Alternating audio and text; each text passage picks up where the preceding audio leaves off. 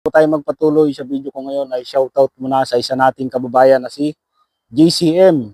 Shoutout Kuya Pinong, KLT21, natapos na lang 1 year 0 GMC at waiting ng approval sa second year. Iniisip na lang kung para sa iyo talaga ang Korea, para sa iyo talaga. Halos karamihan kasi ng nakasama ko ando na. Kaya sa mga naghihintay, huwag tayo mawala ng pag-asa hanggat nasa roster may pag-asa. Tama yung sinasabi ni kabayan at ang video natin ngayon ay tungkol sa isang kababayan natin na nagtatanong.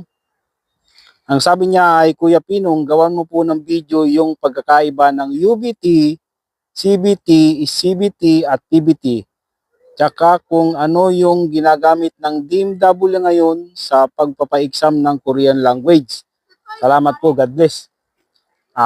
Unahin natin kabayan yung sa ano. Dati kasi, ang exam noon nung 2017 ay PBT saka CBT. Unahin natin yung PBT. Ang ibig sabihin mga kabayan ng PBT ay yung tinatawag na paper-based test. At yun namang tinatawag na CBT ay computer-based test. Yung PBT, sa papel yan mga kabayan. Ang exam ko noon nung 2016 ay PBT at nag-exam ako noon ay sa National University sa Maynila, hindi pa sa DMW. Pag PBT, pag CBT sa DMW. PBT, dalawang klase ang papel mga kabayan. Bukod yung papel ng nandun yung mga tanong at bukod yung papel na dun ka lang sasagot. Dalawang papel, isi-shade lang bilog. At yung sa CBT naman, computer-based test, ay ginagawa yan sa computer, sa DMW. Sa computer kayo mag-i-exam. Tapos yung tinatawag naman na CBT, ay para lang yan sa mga ex-core. Yung mga nanggaling na dito sa South Korea, na halimbawang hindi natapos yung kontrata, naka 3 years, o 4 years and 10 months lang, ay sila yung pinapa-exam ng CBT.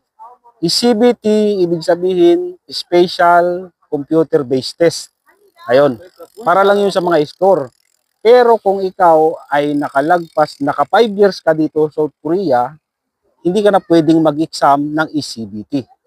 Ang pinapa-exam lang dyan, yung mga hindi natapos yung unang contract na 4 years and 10 months. Ang huli ay yung tinatawag na UBT. Hindi ko lang masyadong matandaan yung ibig sabihin ng U. Parang ano yata yun? Parang ubiticulous ba yun? Basta UBT. Pag sinabing UBT, ayun na yun. Sa tablet ang exam. Pag sinabing UBT, sa tablet ang exam. At wala na ngayong PBT saka CBT. Ang exam na ay sa DMW at yung tinatawag nga na UBT. Pero yung CBT, meron pa rin.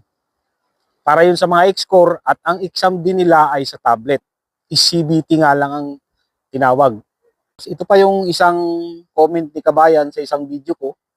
Ang sabi niya ay, Kuya Pinong, bakit kaya ang daming mga nag-gatekeep na ibang Pinoy sa mga EPS groups? Nag-post kasi ako ng pre-book 1 and book 2. Tsaka nilagay ko rin yung YouTube ni Kami Teaches Korean para sana makatulong din sa mga nag-self-study na walang pang-enroll sa KLC. Pero dinidelete nung admin yung post ko. Pansin ko rin ginagawa nilang negosyo yung EPS books kahit may provided naman na free ebook sa HRD Korea, sana mapansin. Ganun talaga mga kabayan. Lahat naman yan eh. Hindi lang sa mga groups. Siyempre pati yung mga Korean language center, di ba? Doon lang din naman sila kumukuha ng dina-download lang din naman nila doon sa website ng DMW, yung book 1 at book 2. Siyempre sila yung nagpiprint. May bayad din kasi magprint niyan at tungkol sa bagay na yan, ano na yan. Normal na yan ganyan. Lahat naman kasi sa atin, puro negosyo na eh. Sa mga EPS group, sa Facebook, minsan nagpo-post din ako dyan. Ganun nga ang nangyayari. Dinidelete din nila. Ewan. Ganun lang talaga. Kumbaga mag-join na lang kayo sa mga group. para magkaroon kayo ng idea. Dito tayo mga kabayan sa tabi ng ilog. Gamit ko yung bike ko.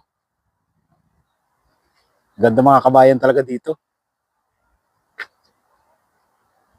May mapa pa ng welcome to. Ayan mga kabayan.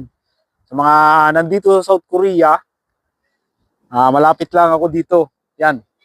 Welcome to Anyangchon. Yan. May mga mapa pa sila, oh. Anyangchon River.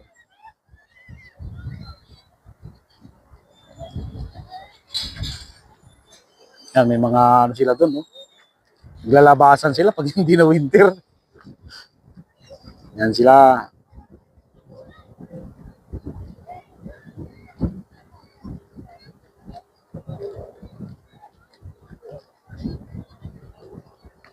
Yan, tabi ng ilog mga kabayan. Ayan. Sa kabila, puro ano rin. Maganda talaga dito. Abot may dumaan na sasakyan dito. Kala ko pang bike lang to eh. Yan.